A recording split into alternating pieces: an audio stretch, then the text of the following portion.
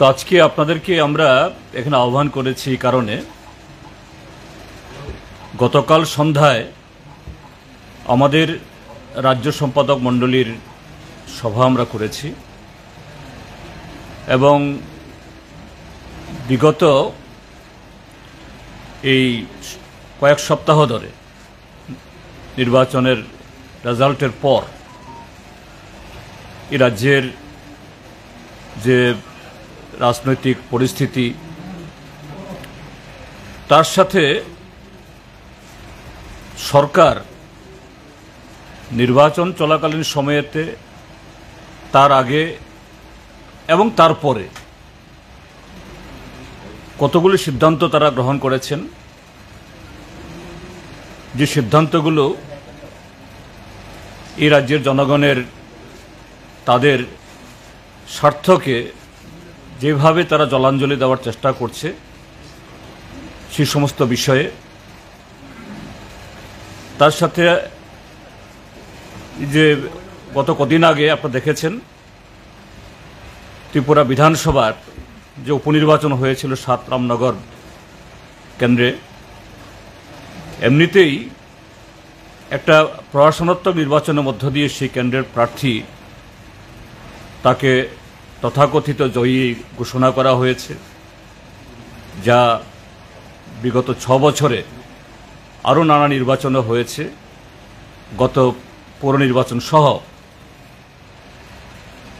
সেই ভদ্রলোক যার নির্বাচনটা স্বচ্ছ না, তাকে আবার সম্পূর্ণ যে ত্রিপুরা বিধানসভার যে বিধি এক্সিস্টিং যে তার অ্যাক্ট, এটা সম্পূর্ণ ভায়োলেট করে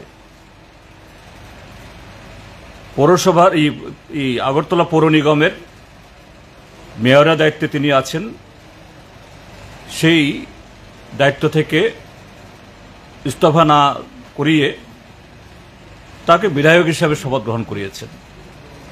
এই সবগুলা বিষয় মিলে আমরা আমাদের যে পর্যবেক্ষণ এবং তার সাথে আগামী কিছু কর্মসূচি আজকে আপনাদের সামনে ঘোষণা করতে চাই। প্রথমত হলো যেটা কথা বললাম এই শেষে, দীপক মজুমদার যিনি এই প্রশাসনাত্মক ভোটের মধ্য দিয়ে নির্বাচিত হয়েছেন, তিনি আমাদের ত্রিপুরা বিধানসভার যে এক্সিস্টিং অ্যাক্ট, সেখানে কেউ যদি বিধানসভা নির্বাচিত হন তার আগে অন্য কোনো সাংবিধানিক প্রতিষ্ঠানে যদি তিনি নির্বাচিত থাকেন, কোনো পদ আবৃত করেন, তা থেকে অপসারণ এই কি বলে পদত্যাগ করতে হয়, এটা করেননি। হ্যাঁ, ভারতের কোনো কোনো রাজ্যে একই সাথে বিধায়ক, মন্ত্রী এবং মেয়র থাকতে পারে, এটা পশ্চিমবাংলাতে আছে। এটা পশ্চিমবাংলার তার যে বেঙ্গল মিউনিসিপ্যাল অ্যাক্টে এটা আছে, কিন্তু ত্রিপুরাজ্যের যে অ্যাক্ট সেটা নেই। কাজে এটা অত্যন্ত গর্হিত। আমরা সিপিআইএম আমরা এর বিরোধিতা আমরা করছি এবং আমরা আইনগত দিক পরীক্ষা আমরা করছি, এর বিরুদ্ধে কি ব্যবস্থা গ্রহণ করা যায় তা দেখার জন্য। দ্বিতীয় হলো যে আমাদের রাজ্যে কাজ খাদ্যের অভাব, তীব্র অভাব, এটা এই গত অর্থ বছরের শেষ দিক থেকে চলছিল। গত দুর্গাপূজার আগে কাজ হয়নি, ছিটে ফোটা যে কাজ হয়েছে, কোনো কোনো ব্লকে এখনও তার মজুরি প্রদান করা হয়নি। তারপর অর্থবছর শেষ হলো, নতুন অর্থবছর আসলো 2024-25-এর, এর মধ্যেই নির্বাচন ঘোষণা হয়ে গেল। এই নির্বাচন ঘোষণার সময়তে এমনিতেই সরকারি প্রকল্প ইত্যাদি একটু কম হয়, কিন্তু রাজ্যের মধ্যে বিভিন্ন কর্ম প্রকল্পের, বিশেষ করে রেগা বা 12 তার বরাদ্দ অপ্রতুল, তার সাথে হলো সরকারের নির্লিপ্ততা। এই কারণে আপনারা দেখেছেন ইতিমধ্যে বিভিন্ন জায়গাতে অনাহারে মৃত্যু, খাদ্যের সন্ধানে ভিন্ন রাজ্যে পাড়ি দেওয়া, ইভেন কাটা তার বেড়া ডিঙ্গিয়ে বাংলাদেশে গিয়ে গন্ধকি এই সংগ্রহ করে কোনো রকমে পেট বাঁচানোর চেষ্টা, এগুলি ছবি সহ লাইভ এবং স্টিল আপনাদের দেওয়া হয়েছে, আপনারা অনেকে খবর করেছেন। কিন্তু মাঝখানে নির্বাচন চলে আসলো, এটা নিয়ে আর সরকারের কাছেও আমরা সেভাবে যেতে পারিনি এবং মডেল কোড অফ কন্ডাক্টের নামে সেখানে এই কাজগুলো সেখানে হয়নি। এখন মডেল কোড অফ কন্ডাক্ট উঠে গেছে, সরকার পুরো দমে কাজ করতে পারে, কিন্তু যেরকমভাবে কাজ হওয়া দরকার, যেরকমভাবে বরাদ্দ হওয়া উচিত, এটা কিছুই হচ্ছে না। ঘটনাচক্রে নির্বাচন শেষ হওয়ার প্রক্রিয়া শেষ হওয়ার পর আমি দক্ষিণ ত্রিপুরায় আমার যে নির্বাচনী কেন্দ্র সাবরুম, সেই কেন্দ্রের অধীনে 3টা ব্লকের অংশ আছে। তো সেই হিসাবে এলাকার বিধায়ক হিসাবে বিডিওদের সাথে বা অন্যান্য ডেভেলপমেন্ট অফিসারের সাথে বসার আমার সব বিধায়কের সুযোগ রয়েছে। সেই সুবাদে তাদের সাথে আমি একটা সভা করেছিলাম, সম্ভবত এটা গত 10 কি 11 তারিখে। বিডিওরা আমাকে জানালেন যে তাদের ব্লকে নাকি কোনো কোনো ব্লকে লক্ষাধিক কাজ হয়েছে। আমি বললাম যে এলাকাতে প্রচণ্ড অভাব, তারপর এই কোনো কাজকর্ম নেই, যে কী করে 4 তারিখ ফল ঘোষণা হওয়ার পর 6 তারিখে মডেল কোড অফ কন্ডাক্ট মাত্র গেল, এই 3-4 দিনের মধ্যে আপনাদের লক্ষ লক্ষ ম্যান্ডেজের কাজ হয়ে গেল। জবাব দিতে পারছিলেন না বিডিওরা। তার মানেটা কি? যে ফল ঘোষণার পরে বিভিন্ন জায়গাতে শাসক দল বিজয় উৎসব করেছে এবং সেই বিজয় উৎসবের নামে এই রেগার অর্থ এগুলি বিলি হয়েছে। এরকম শুধু দক্ষিণ ত্রিপুরা না, রাজ্যের বিভিন্ন জায়গাতে বিভিন্ন প্রকল্পের অর্থ এইভাবে তারা পার্টির বিভিন্ন কর্মসূচিতে অংশগ্রহণ করিয়ে নয়ছয় তারা করছেন। তার যে সবটাই সাধারণ মানুষ তাদের এই প্রোগ্রামে অংশগ্রহণ করে তারা পান তা না, এর একটা ভালো অংশ চলে যায় যারা কর্তা ব্যক্তি নেতৃস্থানীয় এদের ইয়েতে। তো এই যে অভাব, এটা মোচনের জন্য সরকারকে আমরা বলবো দ্রুত 100 দিনের গ্যারান্টি অনুযায়ী কাজ দেওয়া চাই এবং শহরেও আরবান এরিয়াতেও তারা যেন সেখানে আরও এই কাজের ব্যবস্থা করে 2F এসে বরাদ্দ রাখে। তারপর তৃতীয় যে গুরুত্বপূর্ণ ইস্যু হলো, যেটা আমাদের সামনে এসছে এই সময়েতে, যে সরকার রাজ্যে যেখানে নতুন জনসংখ্যা বাড়ছে, নতুন শিশু জন্মগ্রহণ করছে, নতুন নতুন এলাকাতে অঙ্গনওয়াড়ি খোলা দরকার, প্রাইমারি স্কুল খোলা দরকার, স্কুল খোলা দরকার, কলেজ খোলা দরকার, কিন্তু সরকার এই ক্ষেত্রে তো সম্পূর্ণ উদাসীন। দেখা গেছে এর আগে বিপ্লব দেব যখন মুখ্যমন্ত্রী ছিলেন তখন 961টা স্কুল তখন বন্ধ করে দেওয়ার সিদ্ধান্ত হয়েছিল। তার বেশিরভাগ কার্যকরী হয়েছে, হয়তো তার মধ্যে কিছু স্কুল ছাত্রদের বা জনগণের কাছ থেকে প্রতিবাদ আসার ফলে হয়নি, কিন্তু বেশিরভাগ হয়েছে। এখন শুধু পশ্চিম ত্রিপুরা জেলাতেই 160টা স্কুল বন্ধ করে দেওয়ার জন্য ইতিমধ্যে সরকারি নোটিফিকেশন হয়েছে। বাকি 60টা জেলাতেও তার এক্সারসাইজ চলছে। তো এই সরকার এরা কথায় কথায় বলে সবকা সাথ, সবকা বিকাশ, সবকা বিশ্বাস। শিক্ষা ছাড়া বিকাশ হয়? আর ত্রিপুরা রাজ্যের মানুষ কজন গিয়ে প্রাইভেট স্কুলে গিয়ে তাদের ছেলেমেয়েদের দিতে পারবেন?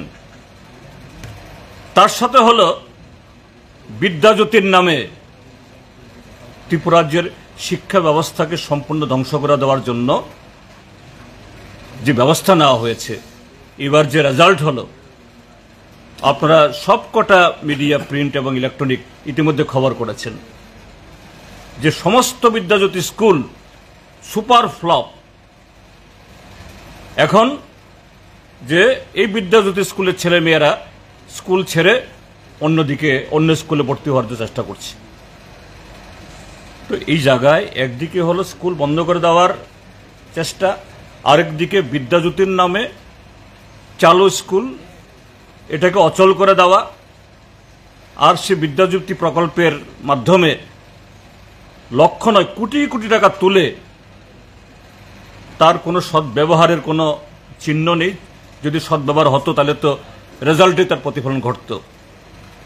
এই ঘটনাগুলি আমরা লক্ষ্য করেছি, আমরা এগুলোর তীব্র প্রতিবাদ আমরা করছি। এ থেকে যেন সরকার বিরত হন। তারপর দেখা গেছে রাজ্যে প্রত্যেকটা দপ্তর এবং সমস্ত জরুরি পরিষেবাগুলো ঢুকছে। এটা শিক্ষা হোক, স্বাস্থ্য, সেচ হোক, বা এই পানীয় জল, কি পুলিশের পরিষেবা, এমনিতেই কোনো আইন শৃঙ্খলা নেই, তার উপরে হলো সমস্ত স্তরে এই ম্যান কমছে, কারণ রিক্রুটমেন্ট নেই। কিন্তু দুর্ভাগ্যের গত 3 বছরে এক একটা দপ্তরের যে রিক্রুটমেন্ট হবে, ইন্টারভিউ হবে নামে একই সংখ্যা, একই দপ্তর, একই পদ নিয়ে মন্ত্রীরা 2বার 3বার করে ক্যামেরার সামনে আসেন, বিজ্ঞাপন দেন, ফলাও করে ছবি ছাপেন। তার সামান্য কিছুর ইন্টারভিউ হয়, তারপরে রিটেন টেস্ট হয়, কিন্তু তার আর ফল প্রকাশ হয় না। টিপিএসসি সহ ইদানিংকালে টিপিএসসি অল্প কিছু এরকম তাদের পরীক্ষার রেজাল্ট বের করেছে, কিন্তু বেশিরভাগ ক্ষেত্রেতে আমরা দেখছি এই ইন্টারভিউ বাতিল করে দেওয়া হচ্ছে, ইন্টারভিউ রেজাল্ট প্রকাশ করা হচ্ছে না, এবং কোনো কোনো ক্ষেত্রেতে এই সমস্ত পার্মানেন্ট পদের এগেনস্টে টেম্পোরারি পোস্ট ক্রিয়েট করে সেখানে আউটসোর্সিংয়ের নামে বহিরাজ্যের ছেলে মেয়েদেরকে অবৈধভাবে, সে অবৈধ, নানা ধরনের অবৈধভাবে নিয়োগ করার মধ্য দিয়ে একদিক থেকে এই যে ডার্থ অফ ম্যান পাওয়ার, এটা মিটছে না, পরিষেবা মুখ থুবড়ে পড়ছে। আরেক দিকে হলো গোটালা, আর সবচেয়ে বড় হলো ত্রিপুরা রাজ্যের যে বেকার সমস্যা। সারা দেশের মধ্যে centre for monitoring of Indian economy তাদের যে প্রকাশিত তথ্য, হরিয়ানার পর ত্রিপুরা রাজ্যে highest number of unemployment, highest percentage of unemployment. আর এই যদি গভর্নমেন্ট অ্যাটিটিউড হয়, তাহলে বেকারদের ভবিষ্যৎ নিয়ে তাচ্ছিল্য যেন সরকারের কাছে এটা জলবাদ হয়ে গেছে। আমরা এর তীব্র প্রতিবাদ করছি। এবং এই যে এই আউটসোর্সিং করার যে চেষ্টা, কতটুকু তারা মানে যাচ্ছেন, আপনারা দেখেছেন যে ত্রিপুরা বিধানসভা একটা আইনসভা, ত্রিপুরা রাজ্যের এই বাজেট নয় শুধু, সমস্ত দিক থেকে আলোচনার একটা পবিত্র স্থান, গুরুত্বপূর্ণ স্থান। সারা বছর বিধানসভা অধিবেশন হয় না, কিন্তু যে কটা অধিবেশন হয়, যদিও অধিবেশন তো এখন করেনি সেরকম, তারপরও তার প্রত্যেকটা শাখা প্রশাখায় প্রয়োজনীয় লোক থাকা দরকার। তার জন্য অ্যাডভার্টাইজমেন্ট হয়েছিল কদিন আগে, এই সাম্প্রতিককালে এটাও ক্যান্সেল করে দেওয়া হয়েছে। এবং শোনা যাচ্ছে এখন 35-40 জন এরকম আউটসোর্সিংয়ের লোক নেওয়া হবে, অর্থাৎ ব্যাকডোর দিয়ে, পেছনে দরজা দিয়ে তাদেরকে ঢুকিয়ে যে নিয়মিত স্কিল, এই সমস্ত সাবজেক্টে যারা পারদর্শী এদেরকে নিয়োগ করার যে প্রয়োজন এটাকে সম্পূর্ণ মানে ইগনোর করে এই ঘটনা করা হচ্ছে। বিশাল মানে বিধানসভার মতো জায়গার সাথেও সরকার এই জাতীয় ভূমিকা গ্রহণ করছে। শিক্ষা ক্ষেত্রে যেটা আগেও বললাম, তার সাথে হলো উচ্চশিক্ষা, কি মিউজিক কলেজ, কি ডিগ্রি কলেজ, কি টেকনিক্যাল কলেজ, অসংখ্য লেকচারারের পোস্ট, ফ্যাকাল্টির পোস্ট খালি আছে। এগুলো নিয়োগ করার কোনো প্রশ্ন নেই।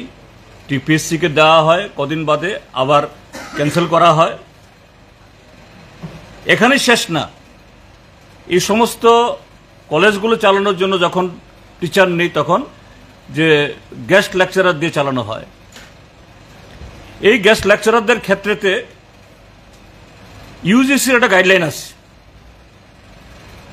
একজন গেস্ট লেকচারারকে মিনিমাম সপ্তাহে কটা ক্লাস দিতে হবে, আর মাসে মিনিমাম তাদের স্যালারি অর্থাৎ ইনকাম বা ভাতা যেভাবেই বলুন এটা কত হবে, এটার কম হতে পারবে না।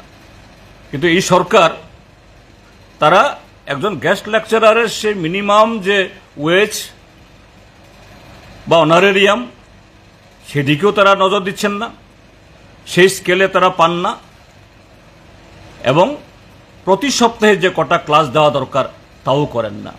তো এইভাবে গোটা শিক্ষা ব্যবস্থাকে যেভাবে এই নষ্ট করে দেওয়া হচ্ছে এটা অত্যন্ত দুর্ভাগ্যজনক।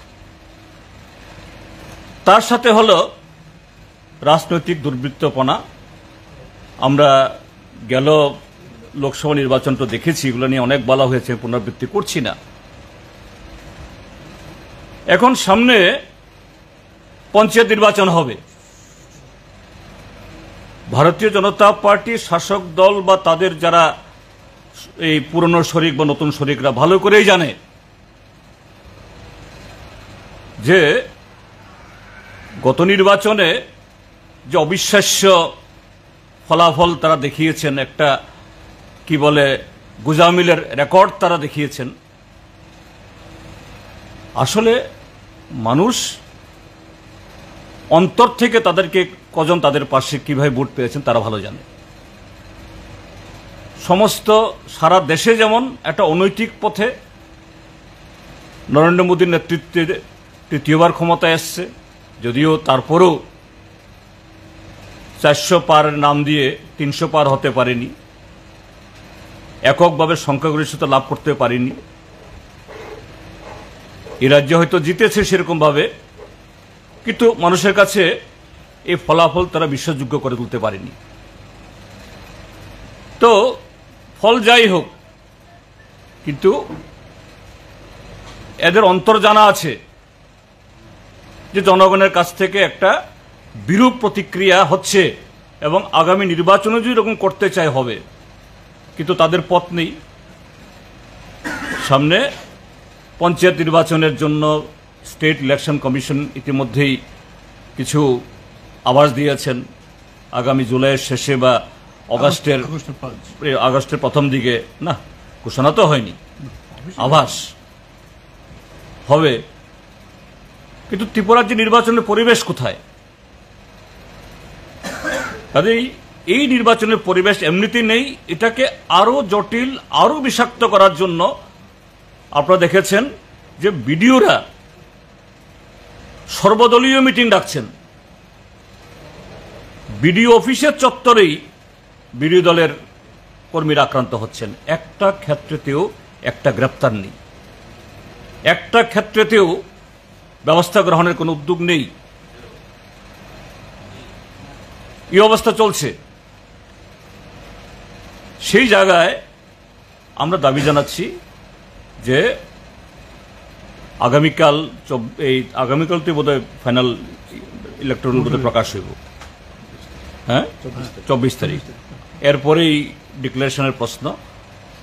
আমরা বলবো স্টেট ইলেকশন কমিশন এবং স্টেট অ্যাডমিনিস্ট্রেশনকে, আমি এ প্রসঙ্গে ইতিমধ্যেই মাননীয় মুখ্য সচিবকে একটা চিঠি দিয়েছি, ডিটেল উল্লেখ করে যে নির্ঘণ্ট ঘোষণা করার আগে এই পরিবেশটাকে সুস্থ করার, অবাধ এবং শান্তিপূর্ণ নির্বাচন করার একটা বাতাবরণ তৈরির উদ্যোগ হোক।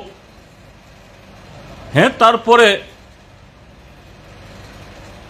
রাজনৈতিক দলগুলি প্রতিদ্বন্দ্বিতা করবে, কোন দল হারবে, কোন দল জিতবে। তার সাথে হলো যে বিগত যে পঞ্চায়েত নির্বাচনের অভিজ্ঞতায় বলছি, 2019 সালে সেখানে 96% যে আসনে বিরোধীরা প্রার্থী দিতে পারেনি, আনকন্টেস্টেড জিতেছে। কাজেই একদিক থেকে এই সুস্থ পরিবেশ তৈরি করার জন্য সেই উদ্যোগ গ্রহণ করা, তার সাথে আমরা বলবো বিগত দিনগুলোর অভিজ্ঞতায়, এই পৌরসভা নির্বাচন এবং পঞ্চায়েত নির্বাচন অভিজ্ঞতায়, যে বিভিন্ন ব্লকের বা ত্রিস্তর পঞ্চায়েতের বিভিন্ন স্তরের একই জেলার মধ্যে সেখানে নিরাপদ জায়গাতে যাতে বিভিন্ন রাজনৈতিক দল, বিরোধী দল তারা যাতে তাদের মনোনয়নপত্র জমা দিতে পারেন। জেলা শাসকের অফিসে হতে পারে, এসডিএম এর অফিসে হতে পারে, তার সাথে যাতে ইমেলে। পশ্চিমবাংলার পঞ্চায়েত নির্বাচনে এরকম ঘটনা হয়েছে তৃণমূলের নেতৃত্বে, তখন কলকাতা হাইকোর্ট নির্দেশ দিয়েছে যে ইমেলেও দেওয়া যাবে। কাজেই একটা নজির সেখানে আছে, আমাদের এখানেও কোনো অসুবিধা সেখানে নেই। নির্বাচন কমিশন, আমরা আনুষ্ঠানিকভাবে তার কাছেও যাব এবং তাকে আহ্বান জানাবো যে এখানেও একদিক থেকে হলো বিকল্প জায়গায়, নিরাপদ জায়গায় নমিনেশন দেওয়ার চেষ্টা করা এবং ইমেলে করা। এরপরে একটা গুরুত্বপূর্ণ বিষয় হলো সরকার কিভাবে যে রাজ্যের সম্পদ, জনগণের সম্পদ, জনগণের যে জীবন মান, মানে জীবন সবকিছুই কিভাবে তাদের কায়েমি স্বার্থকে আরো সমৃদ্ধ করার জন্য যে সমস্ত নিয়ম কানুন ভেঙে প্রাইভেট সংস্থার কাছে জনগণের সম্পত্তি এবং তুলে দেওয়া এবং অধিকারকে অবহেলা করা, এটা হলো সর্বশেষ। আপনারা দেখেছেন এখানে এই কোন কি জানেন জায়গাটা, এই ডুকলির দিকে শান্তিনিকেতন মেডিকেল কলেজ নামে একটা প্রাইভেট মেডিকেল কলেজ হবে। এখনো এটা নিয়ে কোনো বিল হয়নি, আসেনি বিধানসভাতে। তারপরে না বিল অ্যাফিলিয়েশন প্রশ্ন, কিন্তু বিল্ডিং উঠে যাচ্ছে। নানাভাবে যেটা খবর পাওয়া যাচ্ছে, এই অর্থ কোথা থেকে আসছে? তৃণমূল কংগ্রেসের একজন কুখ্যাত বলবো না বিখ্যাত বলবো জানি না, যাই হোক খ্যাত নেতা, যিনি এখন তিহার জেলে আছেন, এই গরু পাচার থেকে শুরু করে নানা অপরাধের মাধ্যমে যে অর্থ উপার্জন করেন, তারই একজন সাকরেত। তার নামেও সিবিআই নানাভাবে তাকে খুঁজছে বা এই সিবিআই জালের মধ্যে আছে। তার নেতৃত্বে ওই টাকাগুলোই এখানে ইনভেস্ট হতে যাচ্ছে এবং ত্রিপুরাজ্যে এটা সাংবিধানিক উঁচু পদে অধিষ্ঠিত একজন ব্যক্তি, তার সাথে যোগ সাজসে, যিনি এই বিগত দিনগুলোতে বেশ কয়েকবার এই বীরভূম সফর করেছেন। কলকাতায় ত্রিপুরা ভবনের গাড়ির লগবুক যদি চেক করা যায়, পাওয়া যাবে সে ব্যক্তিটি কি এবং কেন গেছেন। সেই টাকায় একটা টেন্টেড, বিতর্কিত একটা সংস্থা, সেই সংস্থার টাকায় এই মেডিকেল কলেজ গড়ে উঠছে। আর এই মেডিকেল কলেজ এটাকে করতে গেলে পরে একটা হসপিটাল দরকার, মিনিমাম 100 বেডের। এটা আইজিএম হসপিটাল আপনাদের কয়েকটা পত্রিকাতে উঠেছে, এটা নাকি তাদের হাতে তুলে দেওয়া হবে। আমরা খবর নিয়ে জেনেছি আইজিএম হসপিটালে কর্মরত যারা ডাক্তার বা ত্রিপুরা হেলথ ডিপার্টমেন্টে যারা ডাক্তার আছেন তাদের সাথে সেরকম কোনো কনসালটেশন নেই, কোথাও আলোচনা নেই, সমস্ত একেবারে খুব গোপনীয়তা রক্ষা করে হচ্ছে। তো এটা খুব স্মুথলি মসৃণভাবে এই ঘটনাগুলি হচ্ছে, এটা মানে ধরে নেওয়ার কোনো সুযোগ নেই। এবং একটা প্রাইভেট কলেজকে এইভাবে আগরতলা শহরের কেন্দ্রস্থলে যে হসপিটাল, গুরুত্বপূর্ণ হসপিটাল, ত্রিপুরা রাজ্যের সবচেয়ে পুরনো হসপিটাল, এটা তুলে দেওয়া, আমরা তার তীব্র প্রতিবাদ আমরা করছি। এবং এটা থেকে সরকার যাতে এই সিদ্ধান্ত তারা পর্যালোচনা করেন, আমরা সে দাবি জানাচ্ছি।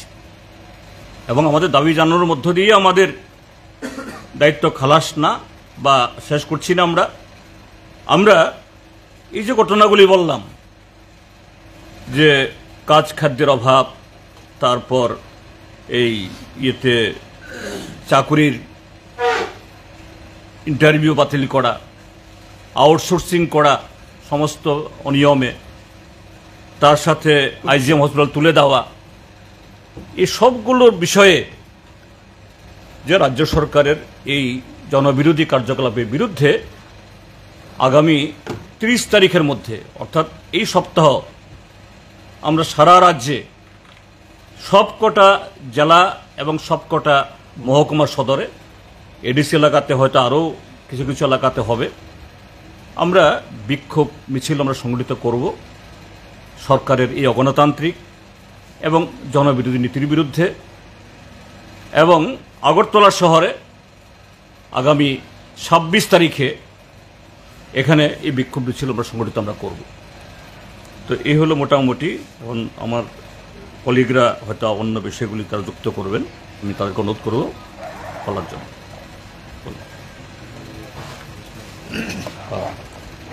তার সঙ্গে যেটা যুক্ত হবে সেটি হলো, আপনারা দেখেছেন বিভিন্ন প্রবেশিকা পরীক্ষা, ডাক্তারি পরীক্ষা, ইউজিসি পরীক্ষা যদিও শেষ পর্যন্ত বাতিল করেছে। এবং গতকালকে দেখলাম এই যে প্রবেশিকা পরীক্ষা, ডাক্তারি পরীক্ষার যিনি নিয়ামক ছিলেন, আরএসএস এর একজন নেতা, ওনাকে বাতিল করেছেন কালকে। এই সরকার প্রথম এসে যেভাবে এইভাবে গোটা দেশের লক্ষ লক্ষ যারা ডাক্তারি পড়াশোনা পড়বেন, প্রবেশিকা পরীক্ষা দিয়েছেন, তাদের জীবন নিয়ে ছেলেখেলা করা, ইউজিসির পরীক্ষা যারা দেবেন তার জীবন নিয়ে ছেলেখেলা করা, সুপ্রিম কোর্টের হস্তক্ষেপে আবার সেখানে একটু পরীক্ষা হচ্ছে, এইগুলো তার সঙ্গে যুক্ত হবে। এবং আরেকটা হলো, ত্রিপুরায় কোনো পোস্ট নেই।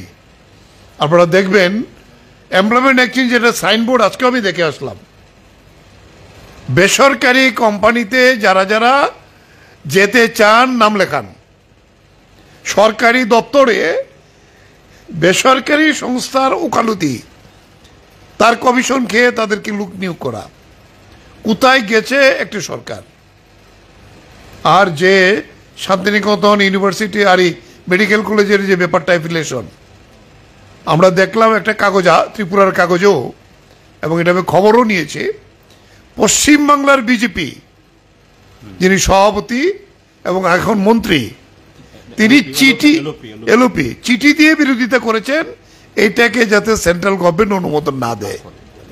আর এখানকার সেখানে আমাদের মুখ্যমন্ত্রী সহ যারা তাদের ইয়েতে, এই কলেজ, সেখানে হাজার হাজার কারি জমি, রাবার বাগান এই ডুকলি এলাকাতে, সেখানে ধ্বংস করে জোর করে জবরদস্তি করে জায়গা নিয়েছেন।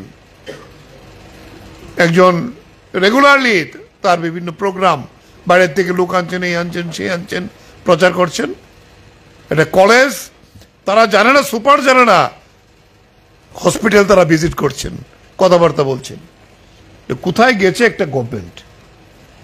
সরকারের অস্তিত্ব আছে বলে ভারতবর্ষের সরকার এবং ত্রিপুরা সরকার এটাই তো প্রশ্ন দেখা দিয়েছে।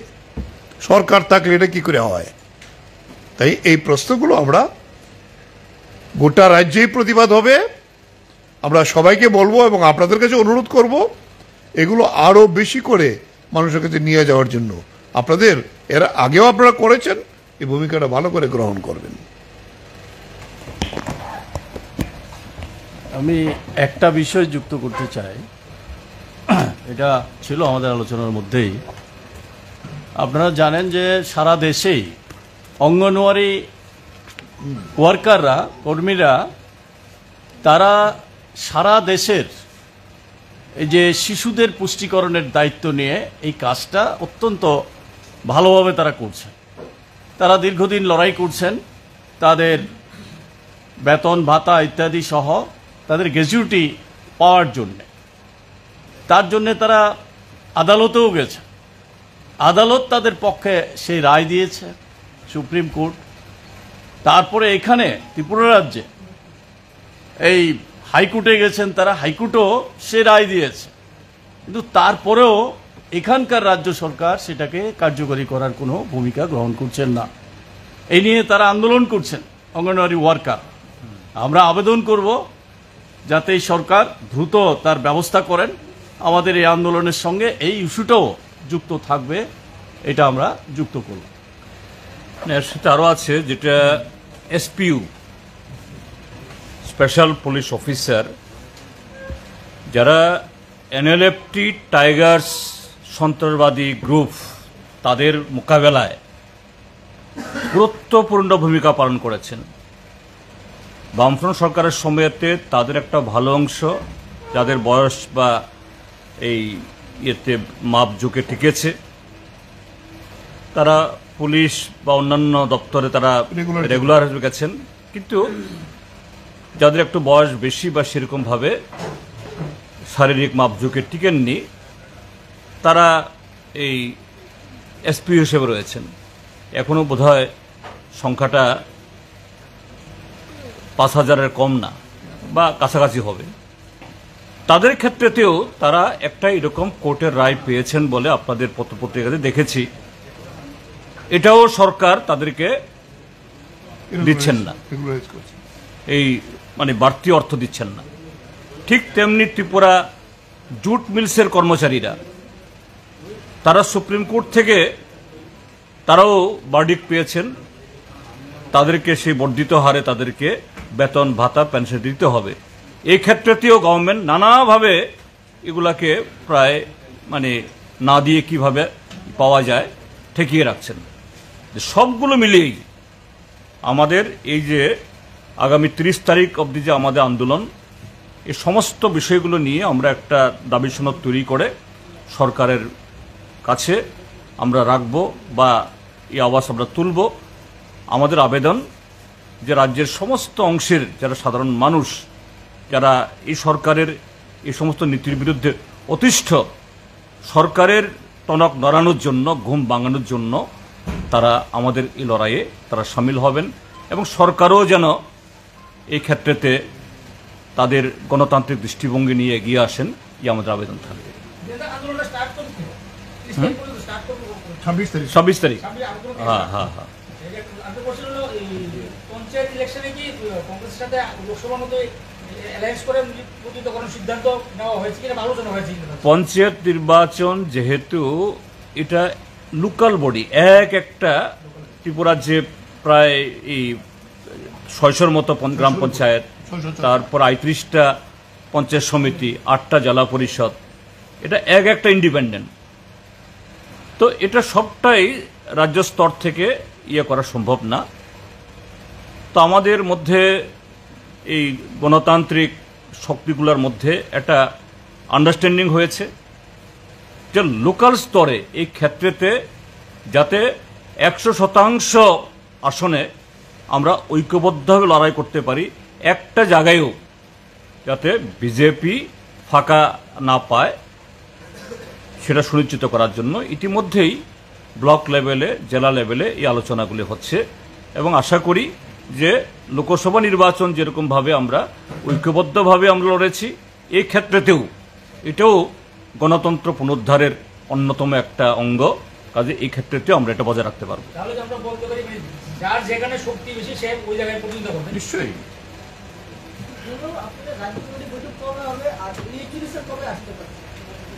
চুরে আসতে হবে কে বললো? রাজ্য কমিটির মিটিং করব আমরা। আমাদের যে লোকসভা নির্বাচন এবং বিধানসভার উপনির্বাচনের ফলাফলের একটা প্রাথমিক পর্যালোচনা রাজ্য লেভেলে আমরা ইতিমধ্যে আমরা করেছি এবং এর উপরে ভিত্তি করে অনেকগুলি কর্মসূচিও আমরা নিচ্ছি। এখন আমাদের পার্টি শুধু রাজ্যের ভিত্তিতেই তার এই পর্যালোচনা সীমাবদ্ধ রাখে না, জাতীয় পর্যায়েও যেহেতু লোকসভা, তার পর্যালোচনা হবে আগামী 28, 29 এবং 30 জুন। ওইখান থেকে ফিরে এসে আমরা জাতীয় এবং রাজ্যের চূড়ান্ত পর্যালোচনা আমরা করব এবং এই জায়গাতে শুধু শাসক দলের তরফ থেকে গণতন্ত্র হত্যার চেষ্টা, হত্যা তো করেছি, চেষ্টা কেন, হত্যা তো করেইছে, তার মাত্রা, এবং অবশ্যই এটা শুধু শাসক দলের বেপরোয়া গণতন্ত্র বিরোধী কার্যকলাপ বলবো না, আমরা সেলফ ক্রিটিক্যালি এটাও বলতে চাই যে আমাদেরও দুর্বলতা আছে, রয়েছে কোথাও কোথাও। এই দুর্বলতাগুলো কি, এগুলি চিহ্নিত করার মধ্য দিয়ে আগামী দিনে কর্মসূচি গ্রহণ করব এবং সেখান থেকে ফিরেই যে জুলাইয়ের প্রথম সপ্তাহে করব, ডেট এখনো ফিক্স হয়নি। Sir, you have mentioned about a tainted organization setting up a medical college in Tripura. So, is this issue is going to be raised in the assembly sessions? Definitely. While any issues are raised publicly, definitely if assembly is summoned, session is there, definitely it will be raised and vehemently opposed, because it is not only a unusual or a big corruption, it is a great big threat for the future of the state, both for our future generation, their career building, that is higher education, in other hand in our health sector also. আর কারো কোনো প্রশ্ন আছে? হ্যাঁ, না 26 তারিখে আগরতলাতে হবে, ডেটটা fix হয়েছে।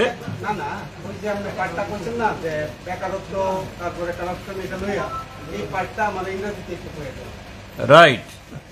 That yesterday the State Secretariat of our party, CPIM, we have resolved. We have reviewed the situation in the state after the result of the Lok Sabha election, that law and order and public life in all respect, it is gradually deteriorating, fast deteriorating. Severe dearth of the job and food, the rural areas practically reeling out of the dearth of the because of the dearth of the job and food. Migration of laborers are taking place like anything. Then the unemployment situation, it is soaring like anything. For last 3 years, government time to time they're announcing some